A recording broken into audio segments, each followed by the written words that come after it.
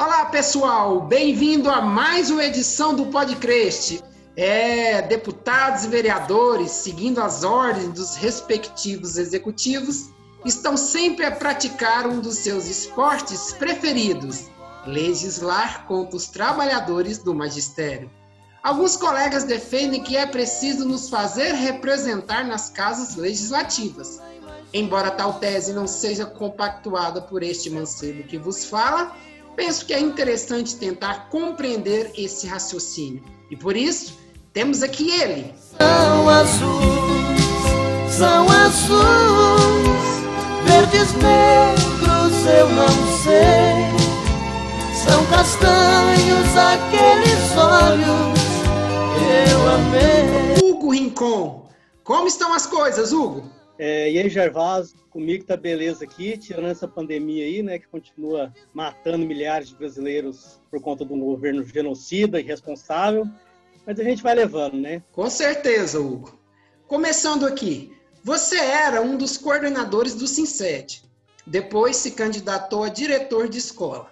Venceu, foi perseguido e afastado injustamente. Voltou para a direção e saiu antes do mandato acabar. Logo em seguida, se candidatou a vereador. Afinal, qual o seu objetivo, seu projeto político no campo educacional? Então, Gervásio, meu projeto político no campo educacional, em relação a cargo, não tem muito bem definido, não, em relação ao espaço que eu vou atuar. Conforme você falou aí, eu já participei de direção do sindicato, já participei da direção da escola, já atuei em sala de aula, na coordenação, me candidatei agora a vereador, então queria ocupar um cargo na Câmara. Então, em relação ao espaço de atuação, é a oportunidade que surgiu, eu vou estar querendo atuar. Agora, o meu projeto político é estar sempre atuando em defesa da educação pública, gratuita, de qualidade social, libertária, libertadora, emancipatória, que provoca transformações sociais. Agora, onde eu vou estar para estar praticando essa ideologia que eu acredito é indiferente. Hoje eu acredito que todos os espaços merecem essa atenção, merecem esse debate educacional, de ter essas ideias dentro de todos os espaços. Hugo, tivemos algum caso de pessoas da educação que foram eleitas para o legislativo ou executivo e que não nos deixaram qualquer saudade. Por que com você, caso tivesse sido eleito, a coisa seria diferente? Em que isso mudaria a ordem geral das coisas?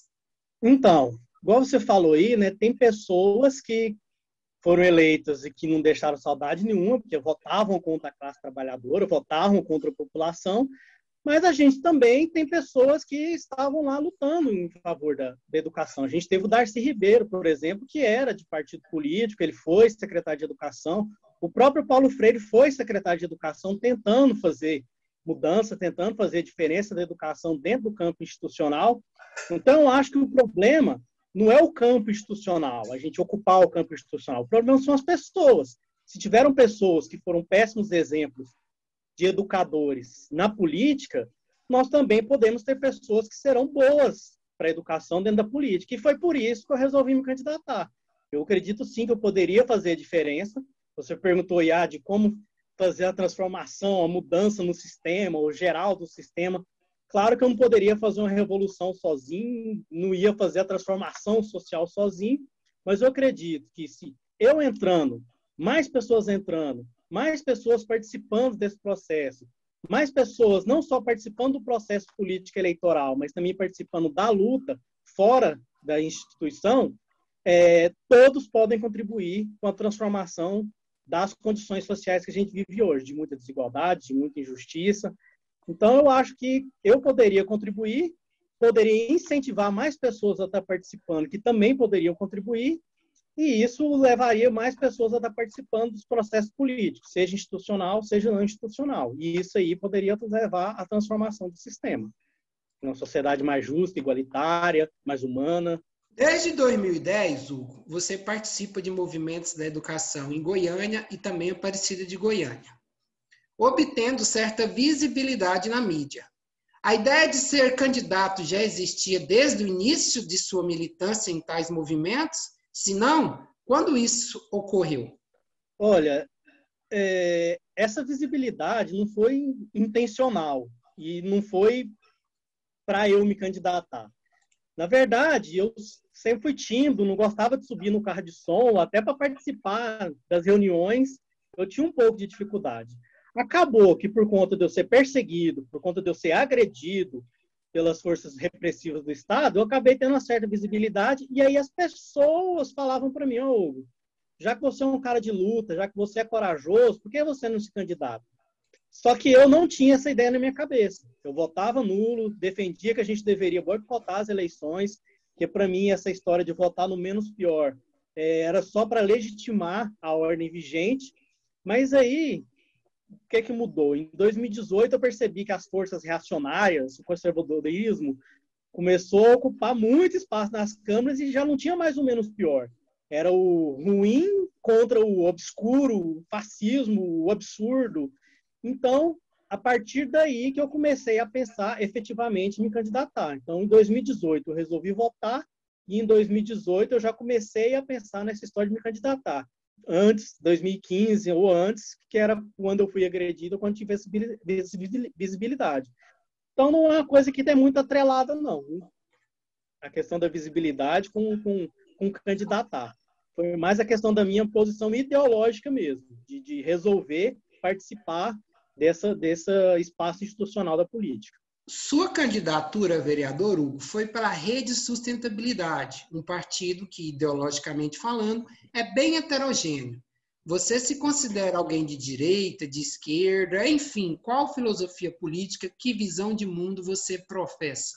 Então, para responder de imediato, eu me considero de esquerda. Eu defendo princípios, vamos dizer assim, ideais de esquerda.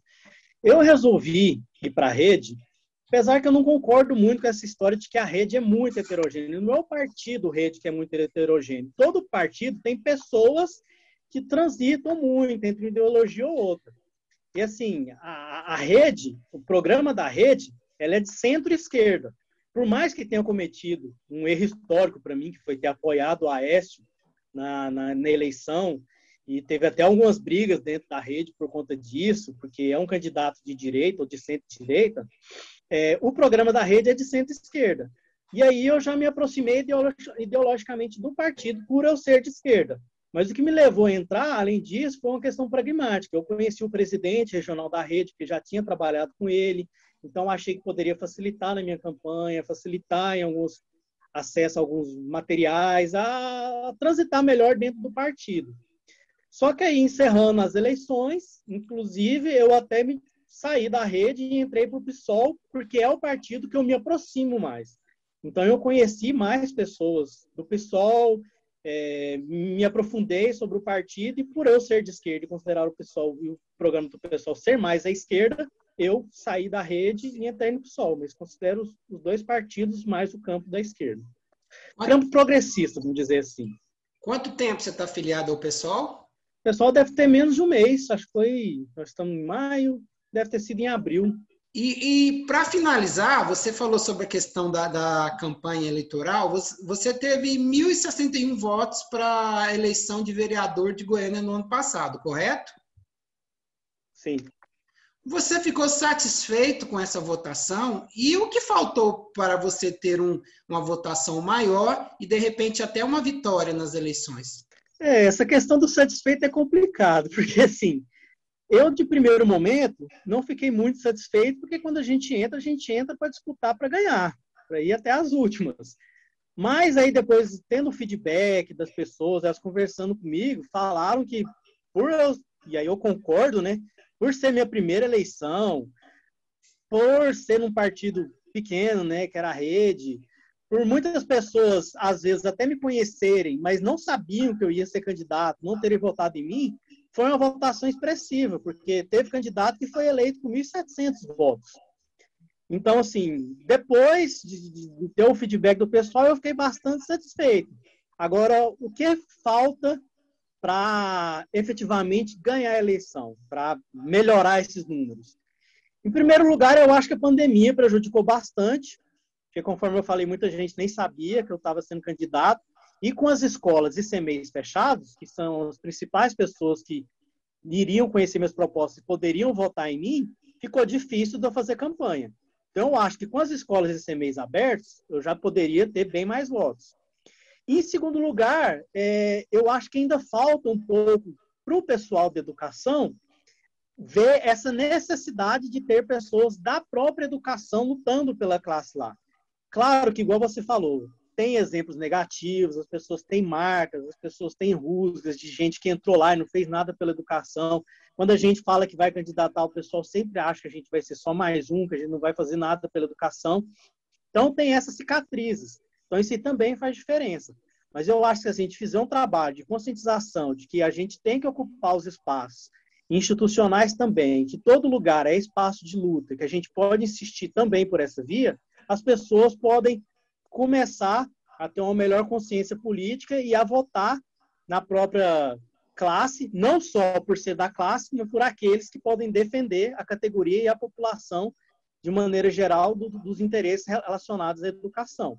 Então, eu acho que se a gente criar uma consciência melhor dentro das escolas e CMEs, da necessidade, né, de votar no educador para ter melhorias para a educação, de maneira geral, eu acho que esses números aí podem aumentar.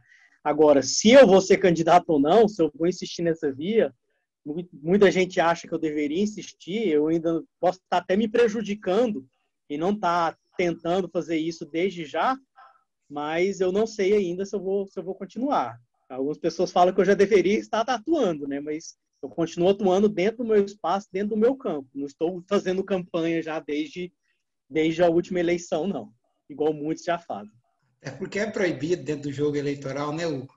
Não. O pessoal faz campanha disfarçada, né? O pessoal não faz campanha, mas solta um monte de vídeo na internet, né? Solta um monte de homenagem, solta um monte de coisinha, vai nas praças, vai em inauguração com o prefeito, vai em inauguração com o governador. Então, na verdade, a pessoa fica em pré-campanha durante 2 anos. Só que velada, né? De repente, é a pré-campanha da pré-campanha, né, Hugo? Exatamente. O que eu tenho de pré-campanha é minha atuação. É minha prática. É minha prática dentro do sindicato, é minha prática dentro das lutas sociais, é minha prática na escola, nas atividades cotidianas. É isso aí. Hugo, então, assim, muito obrigado pela sua presença, tá bom? Um grande abraço para você e valeu demais. Eu que agradeço a oportunidade de estar falando. Mesmo a gente tendo opiniões diferentes sobre o assunto, acho importante você abrir esse espaço para esse debate aí. Obrigadão, Gervásio, e até a próxima. Valeu! É isso aí, pessoal. O podcast de hoje fica por aqui. Beijos e tchau!